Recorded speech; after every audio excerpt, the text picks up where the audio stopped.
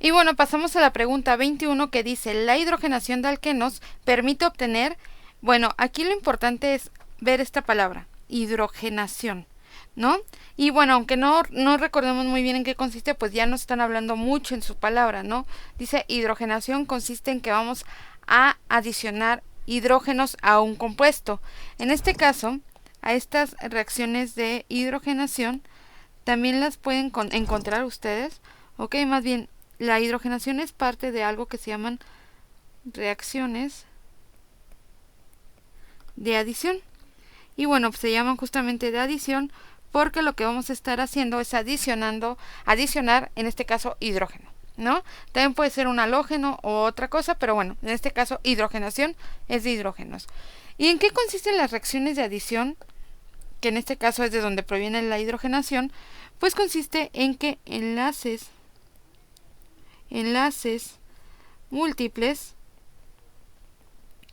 ¿ok? Estos enlaces múltiples van a convertirse en enlaces sencillos o más simples. ¿A qué me refiero con enlaces múltiples? Bueno, me refiero a enlaces múltiples como los alquenos o alquinos, ¿no? En este caso de un alqueno podemos pasar a un alcano.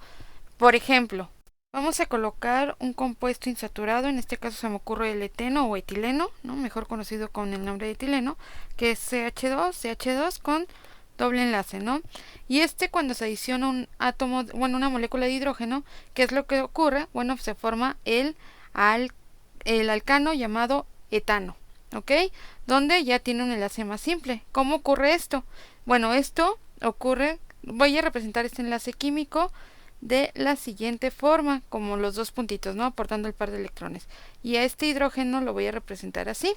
Entonces este hidrógeno se une a este radical y este otro hidrógeno a este otro radical. Entonces, para adicionar estos hidrógenos es necesario que este enlace que forma el doble enlace se rompa y ahora se formen o se adicionen los hidrógenos, teniendo así el CH3CH3. Entonces pasamos de tener un compuesto insaturado a un compuesto saturado. Pero bueno, esta es una forma de repasar lo que es las reacciones de adición, donde entra la hidrogenación.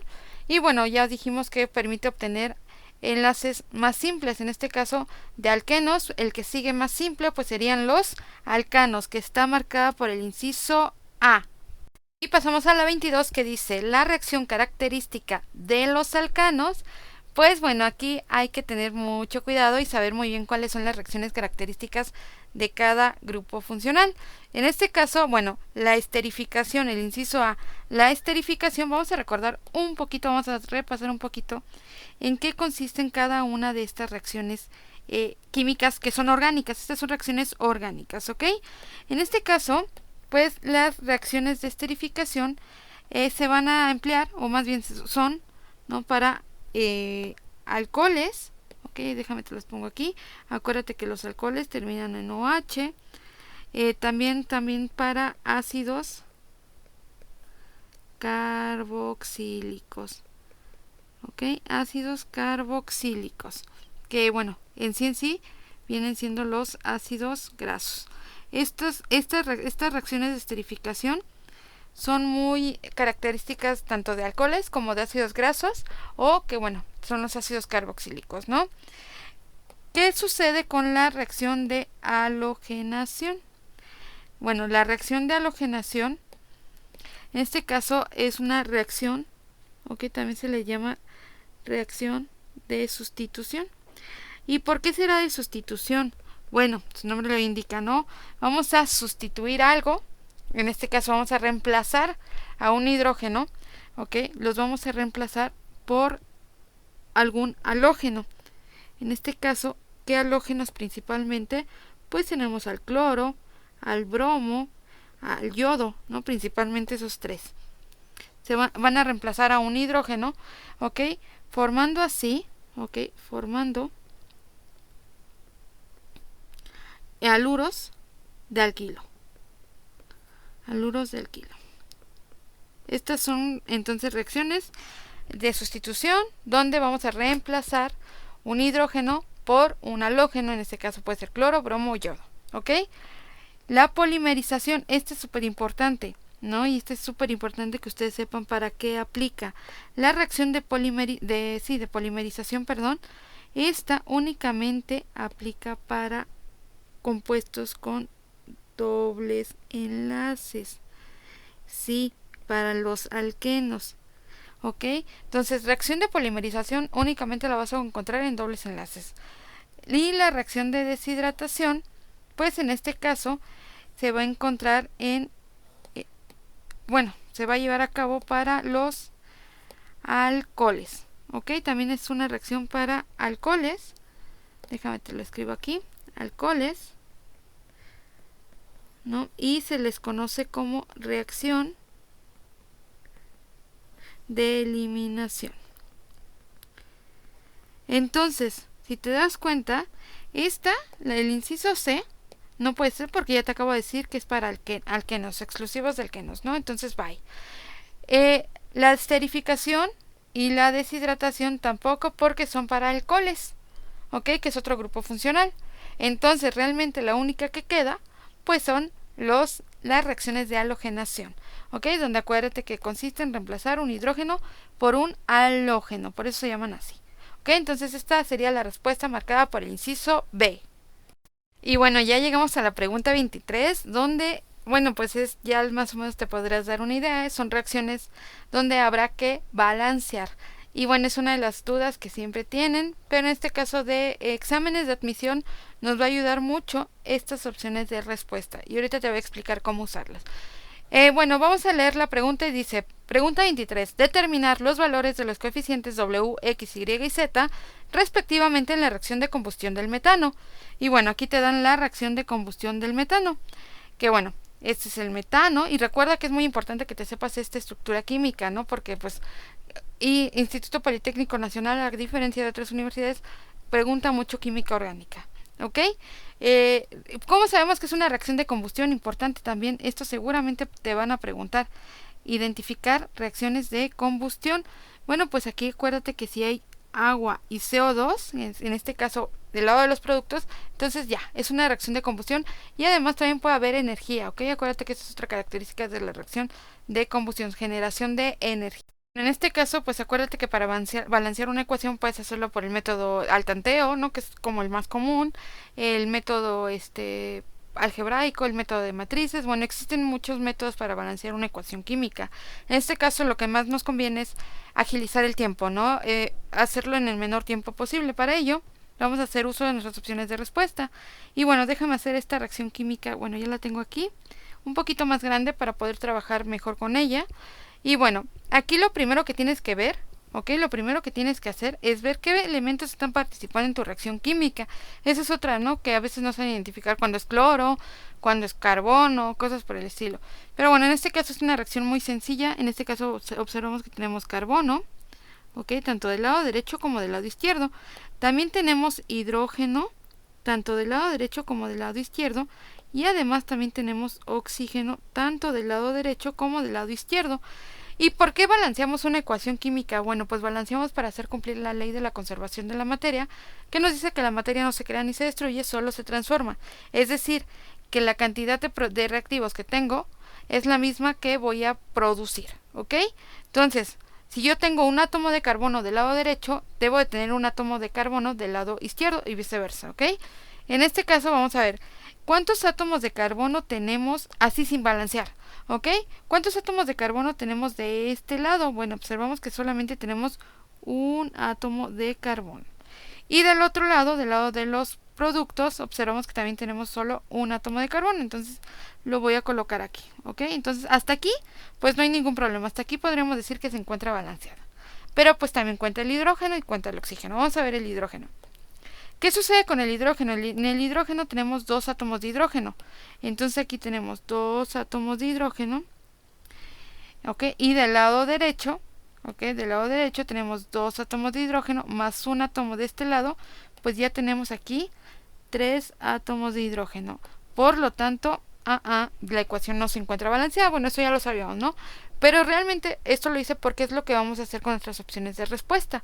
Entonces, en este caso, voy a suponer que voy a elegir como respuesta correcta el inciso A. ¿no? Entonces vamos a colocar aquí 1, luego sigue 1, luego 2, 2, 2 y 2. Y vamos a ver si cumple con la ley. Del lado izquierdo, del lado de los reactivos, tenemos ¿cuántos átomos de carbono? Seguimos con un átomo de carbono. Del lado derecho, 2 átomos de carbono. Entonces, no puede ser esta opción de respuesta. El inciso A no es. ¿Ok? Entonces pasamos al inciso B. Entonces sería 1, aquí sería 2, aquí sería 1 y después sería 2. Vamos a ver si este ya cumple.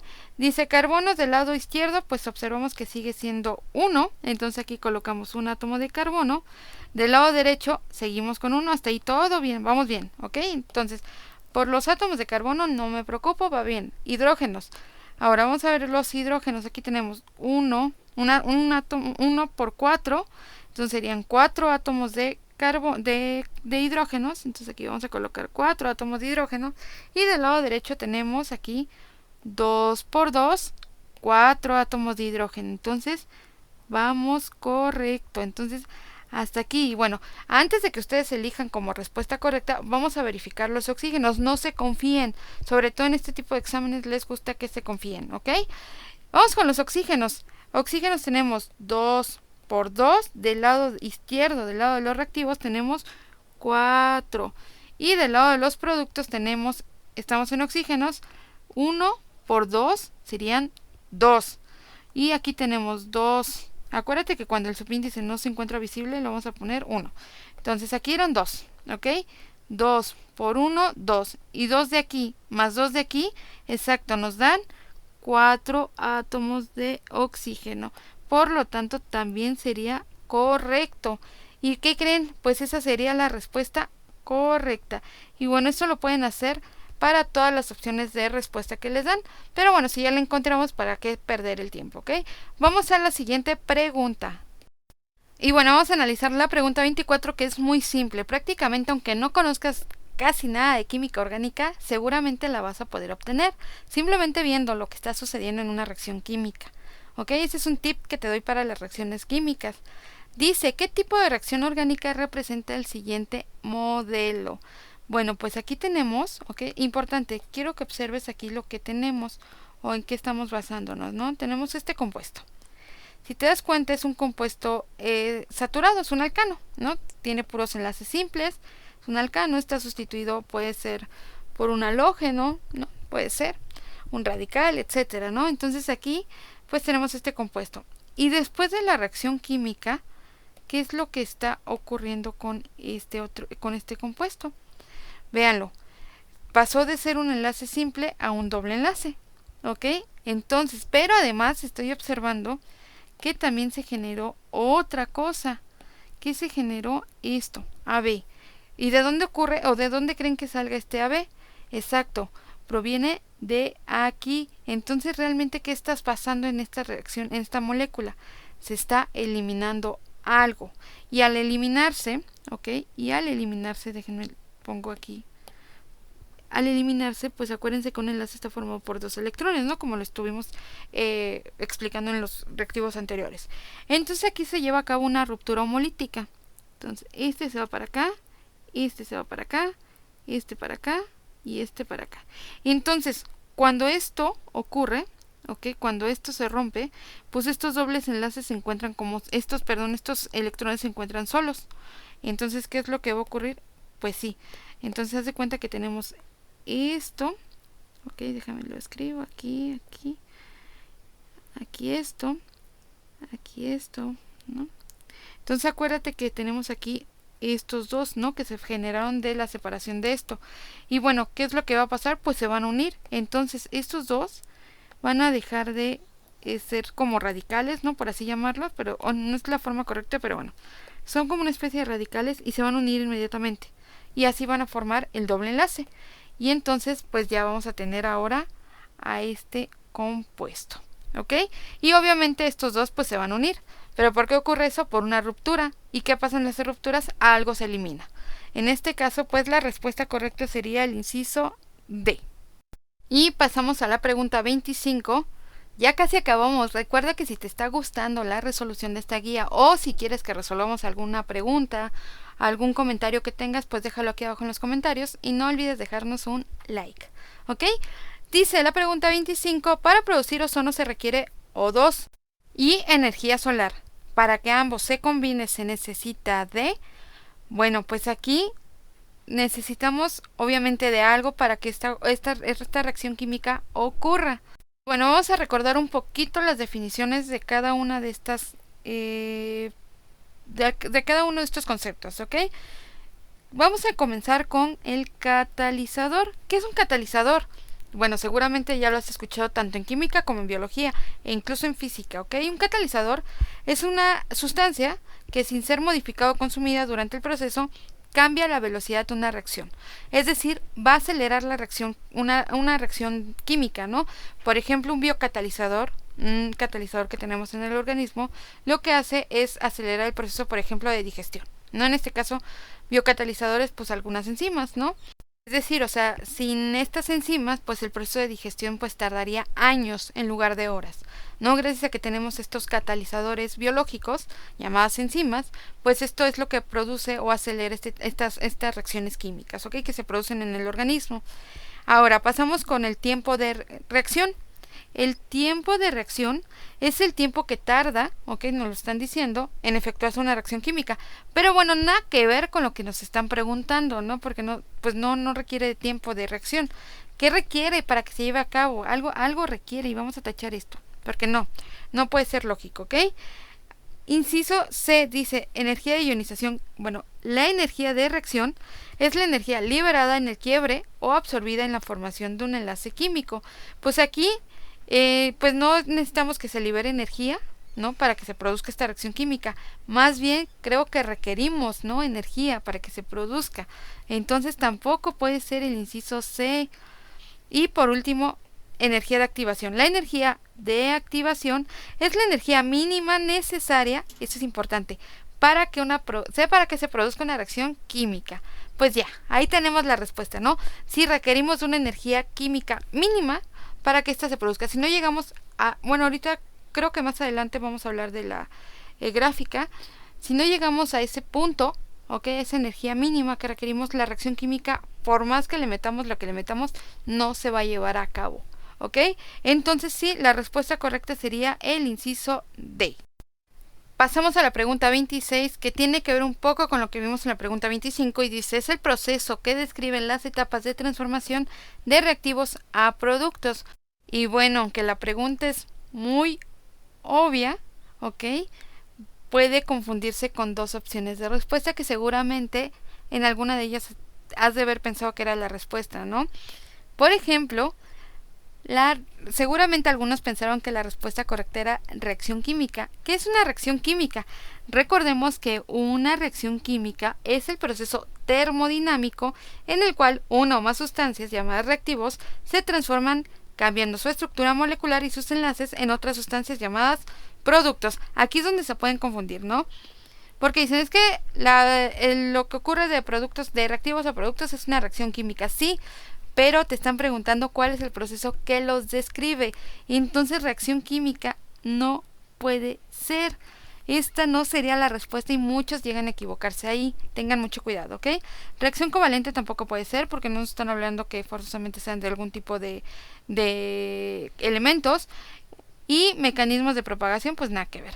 Aquí, pues obviamente la respuesta es mecanismos de reacción. ¿Pero por qué? ¿Qué es un mecanismo de reacción? Un mecanismo de reacción es precisamente eso, un proceso por etapas por medio del cual los reactantes se transforman en productos. Por ejemplo, tenemos esta gráfica, ¿no? Donde pues en el eje de las X tenemos la coordenada de reacción y en el eje de las Y tenemos la energía, es decir, energía contra coordenadas de reacción. Y bueno, aquí tenemos una curva. Muy importante que observen qué sucede en esta gráfica, ¿no? Y por qué es que se le llama mecanismos de reacción. En este caso, pues prácticamente vamos a describir cómo pasamos de reactivos a productos, ¿no? Por ejemplo, no sé, déjenme les pongo una reacción química. La clásica, no sé, tenemos al hidróxido de sodio, ¿ok? Que este va a reaccionar, o lo voy a hacer reaccionar con HCl o ácido clorhídrico, ¿ok? Y de esto, ¿ok? De esto vamos a producir o estar produciendo el cloruro de sodio, ¿no? El NaCl, pero aparte también vamos a estar produciendo agua, moléculas de agua, ¿no? Es una reacción de neutralización, una reacción ácido-base, y bueno, esta es la reacción completa, ¿no? Esta es una reacción química, ¿ok? Pero ¿cuál es un paso, ¿no? Que describe a la formación de estos productos, ¿ok? ¿Qué está ocurriendo ahí para que pasemos de tener estos reactivos a tener ahora a estos productos? Bueno, pues eso es una descripción. Esto es lo que hace el mecanismo de reacción. En este caso, pues puede funcionar para moléculas inorgánicas como para moléculas orgánicas, ¿ok? En este caso, pues estamos hablando de moléculas inorgánicas porque no participa el carbono, ¿ok? Entonces aquí, por ejemplo, el sodio se va a separar, ¿no? Del OH. Entonces va a haber una ruptura de esta molécula. Entonces este sodio, pues ya dijimos, como es metal, va a tener una carga positiva, ¿no? Porque pues pierde electrones, es fácil a que pierda electrones. Y el OH, lo voy a poner con azul al OH, va a tener la carga negativa, ¿ok? El sodio se va a ir con positivo, el OH pues va a adquirir una carga negativa. ¿Y qué es lo que pasa con el ácido clorhídrico? Lo mismo, se va a romper en hidrógeno y se va a romper en cloro. ¿Ok? En este caso el hidrógeno, al estar del lado izquierdo y además estar del lado de los metales, aunque no es un metal, pues adquiere carga positiva, mientras que el cloro adquiere la carga negativa. ¿Ok? Ahora sí, pues ya lo habíamos explicado en preguntas pasadas, pero bueno, acuérdate que cargas opuestas se atraen. Este sodio ya no se siente atraído por esta carga negativa, ¿no? Pues ya estuvo mucho tiempo con él.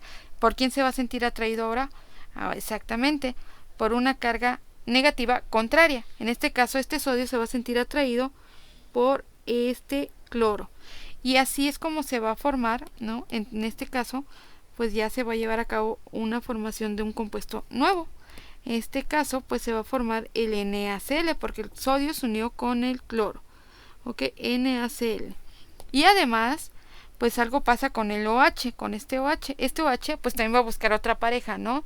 Con quien unirse que sea afín a su carga, es decir, alguien que tenga sus cargas opuestas. En este caso, pues este OH se va a sentir atraído por este hidrógeno, ¿ok? Porque tiene cargas opuestas. Entonces, ¿qué se va a formar?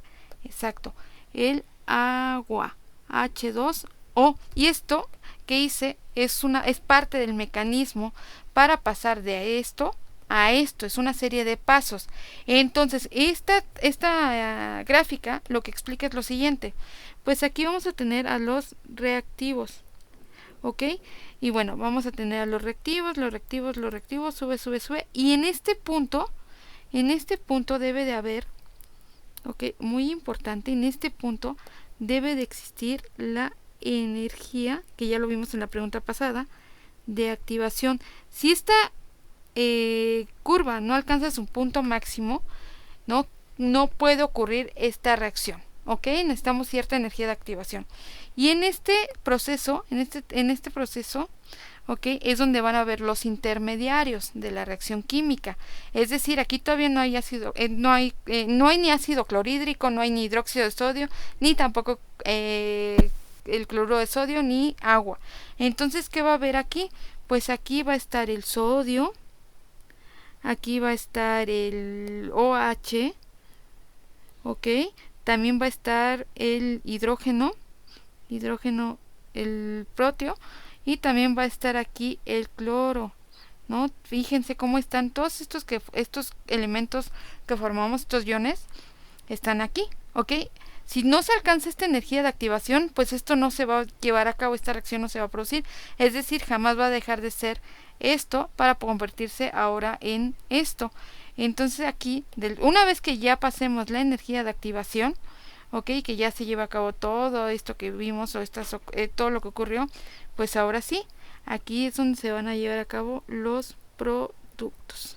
Y bueno, así es como se lleva a cabo un mecanismo de reacción. Es un proceso donde describe los pasos que se siguen para pasar de reactivos a productos, y no solamente una reacción química que me indica pues prácticamente esto, ¿no? Cómo ¿Cómo sucedió? No sabemos, pero sabemos que de esto se obtiene el otro. ¿Ok? Entonces presten mucha atención. Entonces la respuesta marcada sería el inciso C. Y pasamos a la pregunta 27 y dice, en la ecuación de metanol más oxígeno produciendo dióxido de carbono más agua, el calor de reacción tiene un valor de menos 726.63 kilojoules, lo que indica que esta cantidad calorífica es por el sistema. Y bueno, otra de completar pues enunciados, ¿no? En este caso, aquí lo que me va a importar es este valor. ¿Ok? Y en especial dejen tanto de este valor, lo que más me interesa es el signo. ¿Ok? ¿Por qué? Bueno, recordemos que el calor de reacción, ¿ok? El calor de reacción es la energía que se libera o absorbe cuando las sustancias químicas se transforman en una reacción química. Este calor de reacción, ¿ok? Esto es súper importante, ¿ok? Que no se les olvide. Este calor de reacción también es lo que nosotros conocemos con el nombre de entalpía, ¿ok? Entalpía, y se representa con la letra H, ¿ok?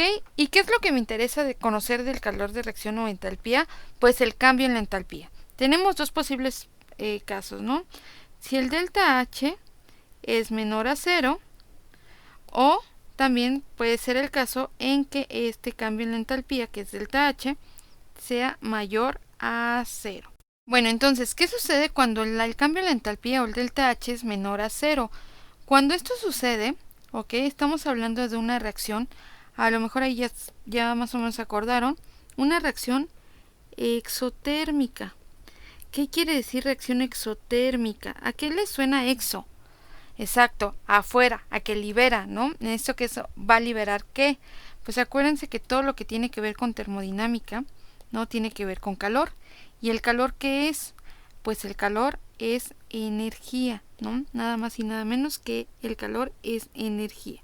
Entonces, si te estoy diciendo que es una reacción exotérmica, entonces lo que ocurre en una reacción exotérmica es que va a irradiar o a liberar, ¿ok? Energía, ¿ok? Irradia o libera energía. Mientras que si el delta H es mayor, ¿ok? Positivo a 0, ¿ok? Si es mayor a 0, pues entonces se trata de una reacción endotérmica, perdón. ¿Qué querrá decir endotérmica? Pues sí, que vamos a requerir calor para que se lleve a cabo esa reacción química, ¿no? O que vamos a absorber más bien, ¿no? En este caso entonces vamos a colocar aquí que cuando esto es mayor a 0, se trata de una reacción endotérmica y que significa que vamos a absorber energía, ¿ok? Absorbe energía. Entonces, si es menor a 0, es decir, tiene un signo negativo, entonces es exotérmica y libera energía o irradia energía.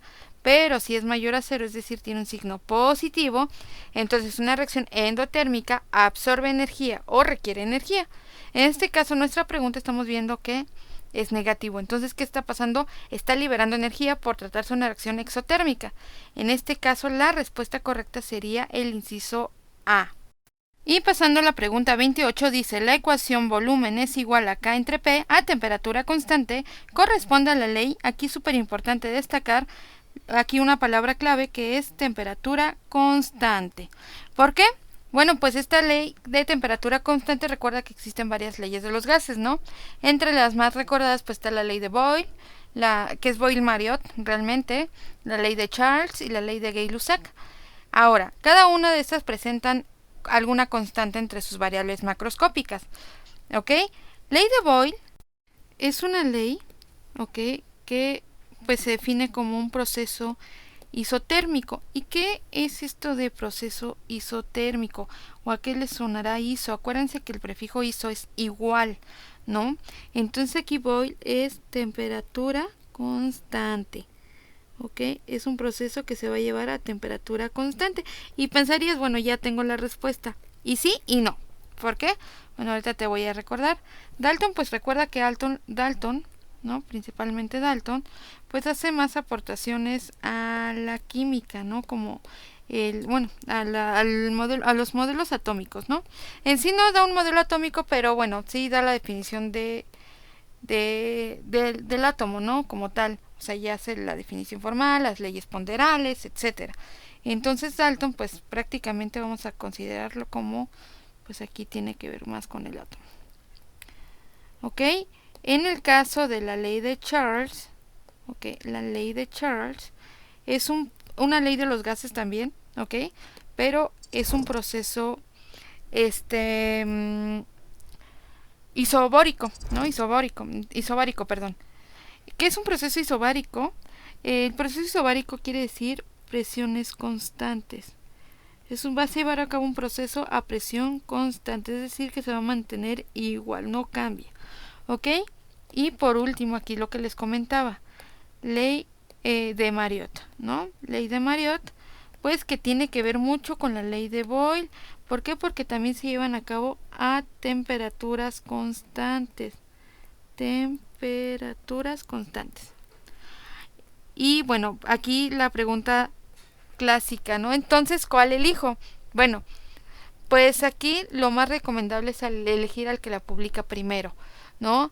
Aunque es la misma ley, ¿no? Recuerda aquí que el primero en publicarla fue Boyle. Por lo tanto, la respuesta se le atribuye a él. Aunque si te viene Boyle, la ley de Boyle-Mariotte, no dudes en elegir a esa, ¿no? Porque realmente es la que representa un proceso a temperatura constante. Entonces la respuesta correcta sería el inciso A. Y pasamos a la pregunta 29 que dice: la ley general de los gases engloba la ley de Boyle-Mariotte, la ley de Charles y la ley de Gay-Lussac. En todas ellas se establece el comportamiento de los gases respecto a las variables de... Bueno, pues ya habíamos comentado acerca de... Sobre todo ya habíamos hablado en la pregunta pasada acerca de la ley de Boyle-Mariotte y la ley de Charles. Recuerda muy bien que la ley general de los gases es la que engloba, como dicen, a la ley de Boyle, a la ley de Charles y a la ley de Gay-Lussac. Esta ley de los gases, ¿ok? Bueno, pues nada más recordar que su fórmula es presión 1, volumen 1, entre la temperatura 1 es igual a la presión 2 multiplicado por el volumen 2 entre la temperatura 2. Si te das cuenta, aquí estamos hablando de variables macroscópicas. En este caso depende mucho de la presión. ¿Ok? Tenemos presión aquí. También que tenemos pues la temperatura. Y además tenemos al volumen. ¿Ok? En este caso, lo importante es que observes cuáles son las variables que se están llevando según la Ley General de los Gases, que incluye a estas tres leyes. También recuerda que la ley de Boyle nos habla de temperaturas constantes, ¿ok? La ley de Charles nos habla de presiones constantes y la ley de Gay-Lussac, que esa no la habíamos comentado, esa nos va a dar volúmenes constantes, ¿ok? Es decir, estas variables no van a cambiar. Y bueno, pues en este caso recuerda que la ley, nada más como recordatorio, la ley de Boyle nos dice que es presión 1, volumen 1, es igual a la presión 2 por volumen 2. ¿Ok? Esto es como recordatorio para que te acuerdes de las fórmulas para estas leyes. La ley de Charles, como nos hablan de presiones constantes, entonces la presión no va a aparecer en la fórmula. Entonces aquí esta ley de Charles y la ley de Gay-Lussac y la ley de Boyle se basan en esta. Si te dicen que es presión, por ejemplo, la ley de Boyle te dicen temperatura constante, entonces prácticamente es como si esta variable no existiera. Entonces, si no existiera estas dos, pues te queda prácticamente presión 1, volumen 1 es igual a presión 2, volumen 2. Ahora, la ley de Charles nos dice presión constante. Es decir, haz de cuenta que la presión entonces no se va a tomar en cuenta porque es constante, o sea, no va a cambiar. ¿Ok? Entonces, si no va a cambiar la presión no va a aparecer en la fórmula y únicamente me quedo como volumen 1 entre la temperatura 1 y esto es igual al volumen 2 entre la temperatura 2. En el caso de la ley de Gay-Lussac, donde el volumen es constante, entonces vamos a mover a esta variable, es decir, el volumen ahora no va a existir en la fórmula de los leyes de los gases. Entonces quedaría presión 1 sobre temperatura 1 es igual a la presión 2 sobre temperatura 2. Y bueno, esto nada más fue como un recordatorio para que no se te olviden las leyes de los gases en tu examen, porque seguramente te la van a preguntar, ¿ok? Entonces dice que en todas ellas establece el comportamiento de los gases respecto a las variables macroscópicas, ¿ok? ¿Cuáles son las variables macroscópicas? En todo momento hemos analizado la presión, al volumen y a la temperatura, y estas están representadas en el inciso A. Y llegamos a la pregunta 30 y dice, identificar la reacción de esterificación que se realiza a partir de un ácido carboxílico y un alcohol, los cuales se disocian en un éster y agua. Aquí está, bueno, esta reacción de esterificación ya lo habíamos comentado y dijimos que aplicable precisamente para ácidos carboxílicos y alcoholes, ¿no? Que los ácidos carboxílicos generalmente son ácidos grasos y todo eso. Bueno, en este caso lo más importante es identificar. O sea, prácticamente aquí es identificar y para ello vamos a hacer uso de nuestra tabla que vimos anteriormente de grupos funcionales. Donde, bueno, ya vimos cómo aprendernos que el alcohol y el éter, el aldehído con la acetona, ácido carboxílico con el éster y la amina con la amida. Bueno, estos son como recordatorios, ¿ok? En este caso, pues hay que identificar a un ácido carboxílico, a un alcohol y al éster y al agua. En este caso, pues el agua, si te das cuenta, todas las opciones de respuesta la tienen. ¿Ok? Ahora vamos a identificar un ácido carboxílico. En este caso, recuerda que el ácido carboxílico termina con COOH. Se parece mucho a un alcohol, nada más que este tiene su grupo carbonilo, ¿ok? A diferencia de un alcohol, ¿no? Tiene otro oxígeno de más, si así quieres verlo. Entonces vamos a buscar aquella que tenga COOH. En este caso, en el inciso A, tenemos el carbono OOH. ¿Ok? Esa puede ser una opción. En este caso también tenemos COOH. ¿Ok? También es un ácido carboxílico. COOH también es un ácido carboxílico. COOH. Entonces, pues en este caso, pues todos tienen ácidos carboxílicos. Ahora, alcohol. ¿Ok? En este caso, si te das cuenta, todos terminan con OH. Entonces ya realmente, pues sabemos que se trata del metanol. Entonces ya ni le busco por alcohol. Y vamos a ver entonces el otro, que sería el éster. Vamos a identificar al éster. El éster, pues se caracteriza por tener COOR. ¿Ok? En lugar del hidrógeno, ahora tiene un grupo radical. Entonces aquí, vamos a ver, inciso A. Tenemos al carbono OO y aquí tenemos al radical. En todo esto es el radical. Entonces, pues sí puede ser, ¿no? En este caso, vamos a analizar a la otra opción, ¿ok? Tenemos al COO y aquí tenemos también otro radical, pero hay que tener cuidado, ahorita les digo ahí, ¿no? Porque no hay dos opciones de respuesta válidas en este caso, ¿ok? Puede ser, pero ahí hay algo que debemos de notar o ser muy juiciosos en el momento de elegir, sobre todo cuando nos pasa así en el examen, ¿ok? Ahora vamos a ver, por ejemplo, el otro tenemos el carbono, el oxígeno y luego tenemos un hidrógeno. Entonces le falta un oxígeno de más. Entonces por esta razón, esta respuesta, ok, el inciso C no puede ser válida. Ok, vámonos con el otro, ok, con el siguiente. Dice CO igual le falta un oxígeno, entonces tampoco puede ser válida. Entonces esta pues también la voy a tachar. Entonces aquí puede que existan dos respuestas correctas, pero, ok, aquí lo importante es visualizar. Acuérdate que el carbono es pentavalente, es decir, que se puede estar unido a máximo 4 cosas, ok, y al ser terminal tiene que tener sus 4. Ahora, en este caso, este carbono, en especial este carbono, está unido a 2 hidrógenos, serían 2 más un oxígeno, 3. Hace falta algo aquí, ¿no? Sí, hace falta un hidrógeno. En este caso, pues como nos hace falta un hidrógeno, esta respuesta no puede ser correcta. Y por lo tanto, la respuesta correcta debe de estar marcada por el inciso A. Y vamos a ver la pregunta 31. Nos faltan 5 preguntas para acabar esta guía de química. Dice, la siguiente aseveración se compone de partículas puntuales que se mueven de un modo aleatorio y no interaccionan entre sí. No presentan fuerzas de atracción o repulsión entre sus moléculas, no sufren cambio de estado y siempre ocupan el mismo volumen en las mismas condiciones de... Bueno, aquí pues vamos a identificar si se trata de... En este caso, como nos están diciendo que se mueven de forma aleatoria, no presentan fuerzas de atracción, esto es súper importante, déjame te lo subrayo, ok, no presentan fuerzas de atracción, esto ya nos indica que es un gas, perdón, ok, entonces de manera inmediata el inciso C y el inciso D no me sirven, ok, ¿por qué? Porque acuérdate que en los gases, en los sólidos, las fuerzas de atracción son muy altas, ¿no? Eso es lo que mantiene unidas a sus moléculas y logra que pues no se deforme el sólido. Ahora, estamos entre el gas real y el gas ideal. Vamos a recordar que es un gas real.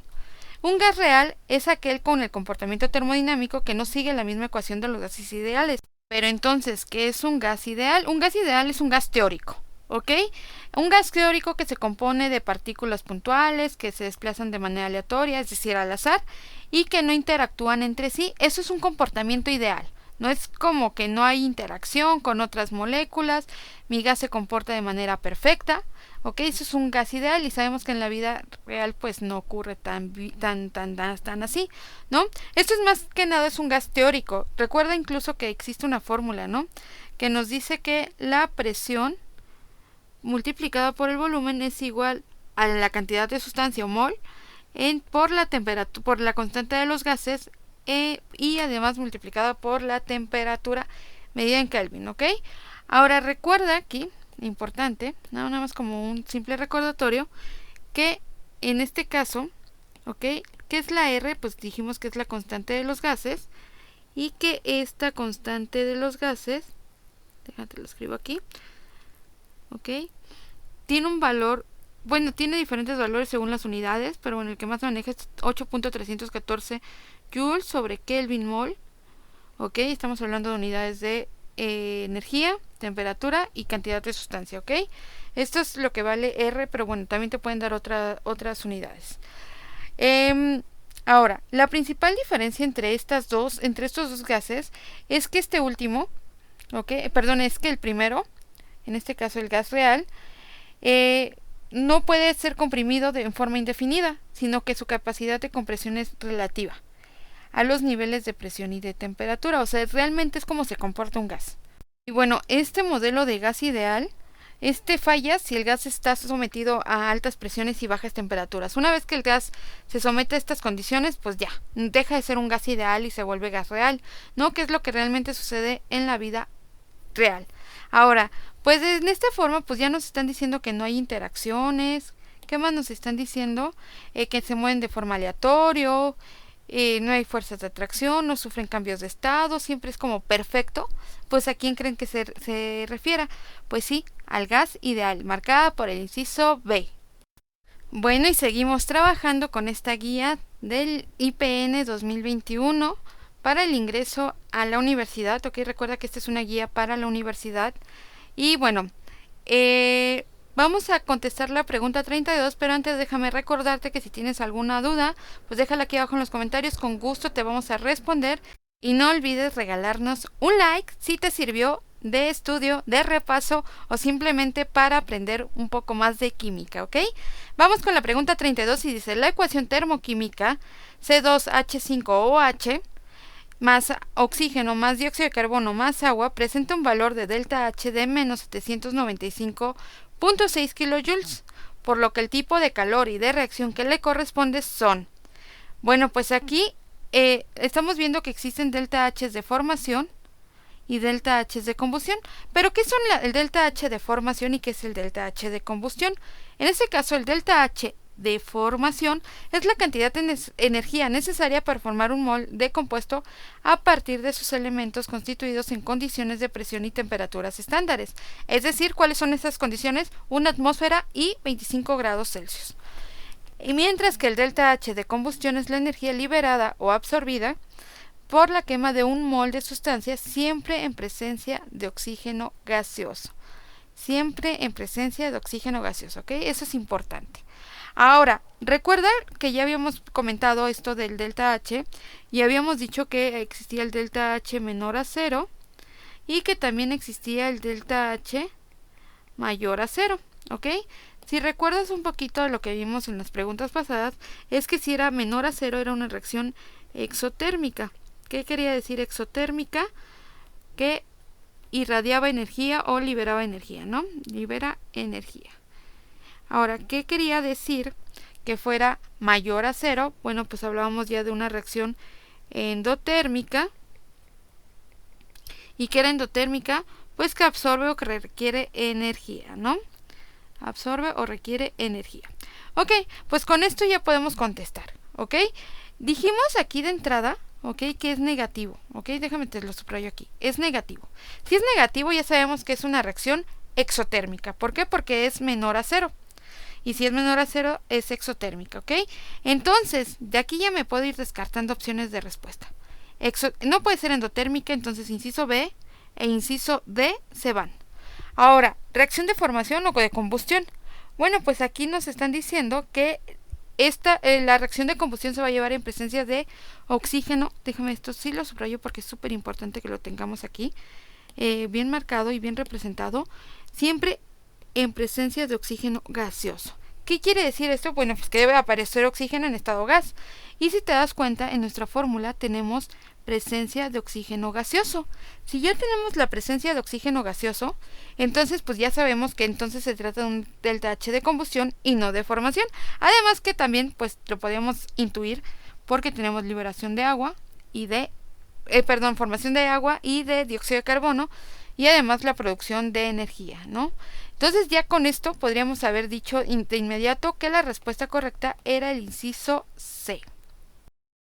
Llegamos a la pregunta 33 y dice: a temperatura constante el volumen ocupado por una cantidad definida de gas varía en forma inversamente proporcional a la presión absoluta ejercida sobre él. Este enunciado corresponde a la ley de... Bueno, pues déjame recordarte que ya estuvimos trabajando con estas leyes, las leyes de los gases, ¿ok? Recuerda que tenemos la ley general de los gases y de ahí deriva la ley de Boyle, ¿ok? Donde la ley de Boyle nos dice que es temperatura constante, la ley de Charles, que nos habla de una presión constante, y la ley de Gay-Lussac, que nos habla de volumen constante. ¿Ok? Aquí pues ya nos están marcando, nos están haciendo referencia a temperatura constante. Entonces, si ya nos dicen temperatura constante, pues vamos a pensar inmediatamente en la ley de Boyle-Mariotte, ¿ok? Y la respuesta pues entonces estaría dada por el inciso D. Y penúltima pregunta de esta guía. Entonces, recuerda que si te está gustando o te sirve o tienes alguna duda, puedes preguntarla aquí abajo en los comentarios y te vamos a responder con gusto. Además, pues regalarnos un like, ¿ok? Dice, pregunta 34. Para el sistema mostrado a continuación, la delta H de reacción, acuérdate que el delta H, pues estamos hablando de entalpía, el cambio en la entalpía de reacción, está dada por la expresión. Bueno, pues aquí tenemos nuestra ecuación que nos están dando. Y pues rápido, nada más recordar. De este lado vamos a tener a lo que llamamos nosotros reactivos, ¿no? Entonces aquí vamos a colocar que de este lado están los reactivos. Y del otro lado, ¿ok? Están lo que conocemos, todo esto es lo que conocemos nosotros con el nombre de productos, ¿ok? Lo que se genera de esta reacción química. Ok, ahora, acuérdate que estas letritas chiquitas, y creo que no lo había comentado en el video, nos indican el estado de agregación del reactivo o del producto, ¿no? En este caso, líquido, gaseoso, ¿no? Y la S pues sería sólido, en este caso pues no viene. Ahora, algo importante, recuerda que el delta H de reactivo, ¿ok? De reacción, el delta H de reacción es igual a la suma del cambio en la entalpía de los productos, ¿ok? Esto es importante, déjame aquí, de hecho hasta te lo subrayo, menos, ¿ok? Esto es importante también, menos la suma de la entalpía de los reactivos, ¿ok? Es productos menos reactivos. Entonces, de entrada yo tengo que ver los productos del lado izquierdo, ¿ok? En este caso los productos son dióxido de carbono y dióxido de azufre. Entonces, del lado derecho tiene que estar el dióxido de carbono y dióxido de azufre. En este caso, si te das cuenta, en el inciso A no puede ser, porque de este primer lado tenemos a la deformación de los reactivos y primero van los productos. Entonces, inmediatamente, pues esa respuesta no es válida, ¿no? Entonces, esta no puede ser. Inciso A es incorrecta. El inciso C ocurre exactamente lo mismo, los reactivos están del lado izquierdo, entonces no pueden ir ahí, tienen que ir del lado derecho, ¿ok? Y me quedo entre el inciso B y el inciso D. Ahora, si te das cuenta, ¿cuál es la diferencia entre el inciso B y D? Bueno, pues que en el inciso D tiene paréntesis. ¿Y por qué creen que tenga paréntesis? Pues precisamente por este negativo, ¿ok? Este signo negativo, recuerda que puede haber, como lo comentamos, un delta H negativo o un delta H positivo. Si es negativo, acuérdate que este sí va a ser afectado por este signo, ¿no? Porque pues aplicas ley de signos, menos por menos más, y entonces sí cambia. Y es importante que uses paréntesis. Acuérdate también, nada más como recordatorio, que si el delta H es menor a 0, pues entonces ¿de qué tipo de reacción estamos hablando? De una reacción exotérmica, ¿ok? O que libera energía. Mientras que si es mayor a 0 estamos hablando de una reacción endotérmica. Esto quiere decir que pues va a requerir o que absorbe energía, ¿ok? Ahora, entonces, respecto a este signo negativo, forzosamente tenemos que hacer el uso de paréntesis. Vean cómo la importancia de las matemáticas hasta en química, ¿ok? Y cómo estos signos nos pueden afectar, porque muchos pensarían que la respuesta correcta sería el inciso B, y no, realmente sería el inciso D por el paréntesis. Y bueno, finalmente llegamos a la última pregunta de esta guía de química, que dice: él se presenta cuando los cambios de velocidad de reacción en ambos sentidos son permaneciendo constantes las concentraciones. Bueno, este es uno de los últimos temas de química en la guía del temario oficial del Instituto Politécnico Nacional, y bueno, también consiste en completar, ¿ok? En este caso, si ya nos están hablando de constante, tenemos que pensar en equilibrio, ¿ok? Algo va a pasar y constante, pues tiene que ser equilibrio. Entonces de ahí yo ya podría descartar el inciso A y el inciso B, ¿ok? Entonces déjame tachar aquí el inciso A y el inciso B, no pueden ser, ¿ok? Ahora nos quedamos entre el inciso C y D, que los dos nos hablan de equilibrio químico. ¿Pero qué es el equilibrio químico? El equilibrio químico es la denominación que se hace a cualquier reacción reversible cuando se observa que las cantidades relativas de los dos o más sustancias permanecen constantes. Es decir, ya no se va a estar generando más, pues más producto, ¿no? Porque ya se llegó al límite. Ahora, ¿ok? Y bueno, pues si estamos hablando equilibrio químico, ¿qué crees que sean? ¿Iguales o diferentes? En este caso, pues si estás hablando de equilibrio, tiene que ser algo igual, algo constante, ¿no? En este caso, pues sí, la respuesta sería el inciso C. Pero bueno, recuerda que también existen factores que alteran al equilibrio químico. ¿Cuáles son esos factores? Pues son principalmente 3 factores, ¿no? Acuérdate que van a existir más, pero bueno, los 3 que debes de conocer o llevarte a tu examen son el de concentración de reactivos o de productos, ¿ok? Esto es importante. La concentración de reactivos o productos puede afectar la velocidad de reacción, ¿ok? Acuérdate, entre más reactivos, pues más velocidad, ¿no? La presión, ¿ok? También la presión puede afectar la velocidad de reacción. Y por último tenemos también algo importante que seguramente recordarás, que es la temperatura. En este caso recuerda que a mayor temperatura, pues la velocidad de reacción va a ser mucho mayor, ¿no? Recuerda que la temperatura pues depende mucho de la energía cinética de las moléculas. ¿Qué es lo que pasa? Pues que entre más temperatura, mayor energía cinética habrá, y esto va a favorecer a que la velocidad de reacción aumente, ¿ok? En este caso, pues ya habíamos dicho, creo que no la marqué, pero habíamos comentado que la respuesta correcta sería el inciso C, ¿ok? Y dice la pregunta: el equilibrio químico se presenta cuando los cambios de velocidad de reacción en ambos sentidos son iguales, permaneciendo constantes las concentraciones. Estamos hablando de un equilibrio, no pueden ser diferentes. Por esa razón es que también descartamos al inciso D. ¿Ok? Y bueno, pues esto sería toda la parte de química. Espero que te haya gustado, espero que te haya servido mucho de repaso para tu examen y que te quedes en esa universidad a la que deseas ingresar y en la carrera que quieres, ¿ok? Y bueno, cualquier duda que tengas, no dudes en dejarla aquí abajo, suscribirte al canal y puedes activar todas las notificaciones para que te llegue todo cuando subamos nuevo material. Recuerda que constantemente vamos a estar subiendo contenido de este tipo a este canal Prime Math to Me para poder ayudarlos en su estudio y que logren ingresar a esa universidad que tanto sueñan. Y bueno, esto sería todo, me despido. Recuerden, mi nombre es Stephanie y pues aquí estoy contestando todas sus preguntas.